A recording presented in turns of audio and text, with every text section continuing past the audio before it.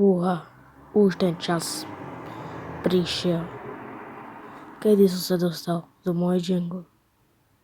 Veď ste to úplne takú určite museli vidieť. Áno, a ja som šťastný. Konečne. Prišiel čas spracovať s Minecraftovým štúdiom mojej jungle. Áno, prišiel ten čas. Ale boli dobré videá. A všetko dobré.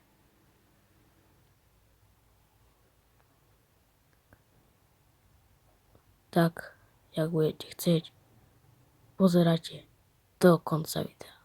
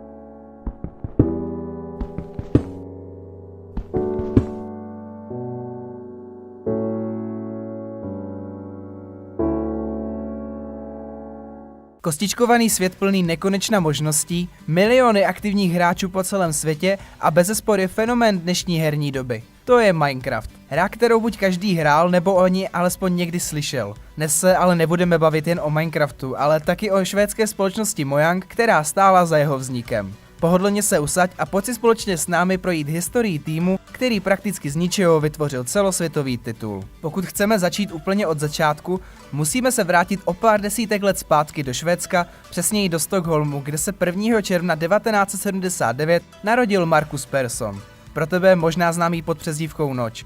Ten už odmala zbožňoval hraní her a ještě více jejich vytváření. Zatímco si jeho vrstevníci hráli s míčem na hřišti, on svou první hru vytvořil již ve svých 8 letech v domácím prostředí na svém počítači Commodore 128. Jednalo se o adventuru založenou na příběhu, který byl do hry vložen ve formě textu. No, rozhodně to nebylo nic převratného. Marcus svůj potenciál ale rozvíjel dál a den co den, rok co rok vytvářel a programoval nové věci. S růstem zkušeností a vývojem času začal pracovat ve všelijakých herních firmách, kde ale pracoval pouze jako programátor, co má od šéfa zadanou práci ke splnění a prakticky se nemohl sám nějak rozvíjet nebo prosazovat své nápady.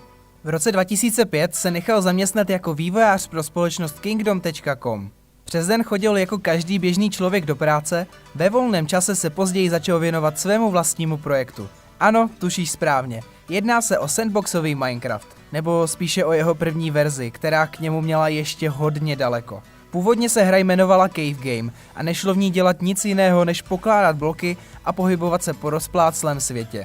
Je ale důležité zmínit, že už od svého začátku byla velmi inovativní. Lidé nejdříve nemohli pochopit, proč je grafika tak jednoduchá a proč si s ní nedali více záležet. Význam hry byl pro hráče taktéž zcela divný. Vždyť ta hra nemá příběh, nemá konec, nemá žádný cíl, je to jen svět kostek.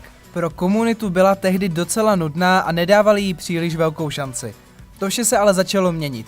Marcus začal do hry přidávat stále nové a nové prvky, snažil se jí obohatit a ve dne i v noci pracoval na tom, aby měla co nejvíce možností. To vše ale společně se svým dosavadním zaměstnáním nemohl stíhat. Dát výpověď také nemohl, hra totiž vůbec nic nevydělávala a vše se vytvářelo na jednom počítači z malého pokoje. Přizval si tak své kamarády a kolegy Karla Meneha, Jakoba Porsera a Jense Bergenstena, kteří mu měli s vývojem pomáhat. Nejprve jim ukázal jeho rozpracovanou hru na počítači a na rozdíl od ostatních, kterým hru kdy ukazoval, v ní tito lidé viděli hodně aspektů a nápadů, jak by mohla být lepší a co do ní přidat. Nejdříve jí nedávali mnoho šancí, ale bavilo je ve hře pobíhat a přitom do ní programovat nové objekty. Vlastně neměli žádné instrukce, body nebo plán, jak co kde udělat. Vše vytvářeli jen tak náhodně ze své hlavy a kreativity s téměř minimálním rozpočtem, který podle Markusových slov ani moc nepotřebovali. To ale zatím nikdo z nich nevěděl, jak velký poprask hra po světě způsobí. Po zvedajícím se kladném hodnocení a dobré zpětné vazby od hráčů se skupina rozhodla upravit pár interních věcí. Jens byl jmenován jako hlavní vývojář, měl za úkol hru obohacovat a přidávat do ní moby, bloky, biomy a další věci, které ho napadly. Karl a Jakob dostali na starost design a oba dostali roli výkonného ředitele. Všichni tři se tak nakonec v roce 2009 stali spoluzakladateli nově vzniklé firmy Mojang Specifications, později pouze Mojang. S jednou věcí si ale všichni lámali hlavu, a to byl název hry. Původní Cave Game už se nikomu nelíbil a hra byla přeci jenom po tak dlouhém vývoji plná jiných různých možností, než jen prozkoumávání trhlin. Společně o tom delší dobu polemizovali a usnesli název, který vymysleli ze slov mine, jako těžit, a craft, jako vyrábět. No a tak vznikl Craft Mine, tedy vlastně opačně Minecraft. Blesková reklamní pauza. V našem obchodě nalezneš námi designované originální Minecraft tričko a pokud zadáš při placení slevový kód Minecraft, který taktéž vidíš napsaný na svém monitoru, tak dostaneš navíc 20% slevu. No není to skvělé? Je to skvělé. Nabídka platí pouze do konce března, nebo do vyprodání zásob, takže dlouho neváhej. Pojďme ale zpátky k videu. Hra Minecraft byla více než úspěšná a s každým dalším updatem se zvýšil i počet prodejů a firma prosperovala. Minecraft se začal šířit celým světem a hlavně díky tomu, že si v něm každý našel to svoje a mohl tak využít svoji kreativitu. Dá se říct, že za velkou propagací stáli hlavně původní herní youtubeři, kteří ho dostali na povrch. Komentování a hraní hry, ve které můžete dělat nekonečnou možností, se pro ně stalo nedílnou součástí jejich kariéry a velká část dnešních populárních tvůrců si svůj kanál vybudovalo právě na Minecraftu. Jak si se už mohl dozvědět v jednom z našich článků na webu, v roce 2019 byl odhadující počet aktivních hráčů tohoto titulu kolem 480 milionů po celém světě. To už ale předbíháme.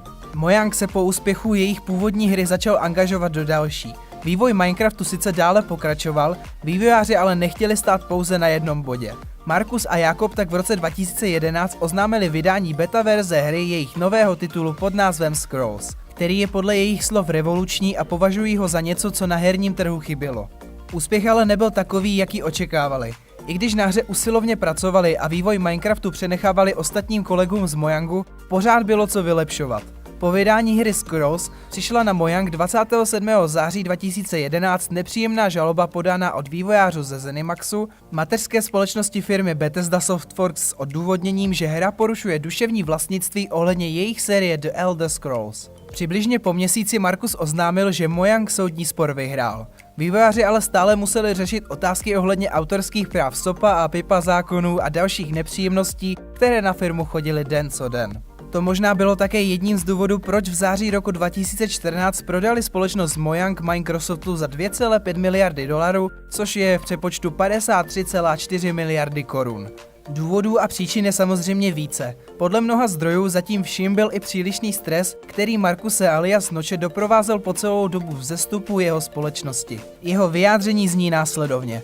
Nejsem podnikatel, nejsem generální ředitel, jsem jenom nadšený nerd, kterého baví programovat a sdílet názory s komunitou. S popularitou se mu totiž pojily i určité odpovědnosti a komplikace, které ale čtveřice původních vývojářů neměly náladu ani energii řešit a zkrátka nechtěli nést tak velkou zodpovědnost za celou firmu. Jak později Markus uvedl, není to o penězích, ale o zdravém rozumu. Původní čtveřice se tak po prodeji Mojangu rozhodla společnost opustit a nyní se každý z nich věnuje svým projektům. Tedy kromě Jense Bergenstena, který se ve svém volném čase stále podílí na vývoji mobilní aplikace Minecraft Pocket Edition. Pokud si hrál Minecraft v letech, kdy ještě nebyl pod vlastnictvím Microsoftu, mohl si všimnout, že se v něm vyskytovaly odkazy na Noče neboli Markuse Persona. Nyní už je ale ve hře nenajdeme. No, důvodů je zase mnoho. Markus má v oblibě psaní kontroverzních příspěvků na Twitter a rád do všeho takzvaně rýpe. Nebojí se sdělit svůj názor, ať už je jakýkoliv. Po pár příspěvcích narážejících na Microsoft se společnost rozhodla odstranit ze hry všechny nápisy a easter eggy, které na původního zakladatele Minecraftu odkazují a nadále s ním už nijak nespolupracují. Takto ale příběh Mojangu neskončil a prozatím ani nekončí, jelikož se společnost stále vyvíjí, akorát spadá a je zařazena pod Microsoft. Ten jak do Mojangu, tak do Minecraftu investoval velké peníze a dodnes se hra rozvíjí a zdánlivě už nevypadá tak, jak vypadala před 11 lety, kdy se programovala na jednom počítači v jednom malém pokoji. I přes obrovskou várku nových vymožeností si ale stále zachovala to, co měla už od jak živa. Kostičky. Při odkoupení Mojangu si byl Microsoft značného potenciálu Minecraftu samozřejmě vědom. V roce 2015 vyšla hra Minecraft Story Mode ve spolupráci se společností Telltale Games, jenž má ve zvyku své hry okořenit příběhem, v němž můžete měnit děj a přizpůsobovat ho tak podle svých rozhodnutí. Vznikla tak hra, která v sobě měla pohádkově zpracovaný klasický Minecraft, ale s napínavým příběhem. Jestli tě zajímá historie společnosti Telltale Games, video nalezneš taktéž na našem kanále. Jednou z obrovských novinek pro svět Minecraftu bylo na veletrhu E3 2019 oznámení titulu Minecraft Dungeons, který má Microsoft vydat 20. dubna tohoto roku. Jedná se o titul obohacený prvky RPG ve stylu Diabla a pokud tě zajímá trailer nebo to, jak to celé bude vypadat a co bude hra obsahovat, neváhej a přečti si jeden z našich článků, který obsahuje vše, co nám vývojáři zatím dovolili ukázat. Odkaz na něj nalezneš v popisku videa. To by tedy byla historie společnosti, která ze samého dna téměř nulového rozpočtu, avšak z geniálního nápadu dokázala vytvořit hru, o které dnes ví celá planeta. I když dnes už za celou firmou stojí obrovská korporace, je hezké si uvědomit, že i v době největšího vzestupu Mojangu byli zakladatelé a zaměstnanci pokorní a vystačili si s jednou malou místností, několika počítači a kupou nápadů. Žádné obrovské kanceláře, drahé auta a krásné sekretářky, nýbrž jen pár kamarádů se společnými vizemi. Dnes už žijí ve velikých vilách za stovky milionů a užívají si brzkého důchodu. No a jestli tě Minecraft zaujal a ještě pořád nevlastníš kopii hry, můžeš si jednu zakoupit v našem obchodě spolu s dříve zmíněným trikem. Je mou povinností ti připomenout stisknout palec nahoru, pokud se ti tedy video líbilo, protože nám to dokazuje, že se ti naše tvorba líbí a nás to pak motivuje k lepší tvorbě.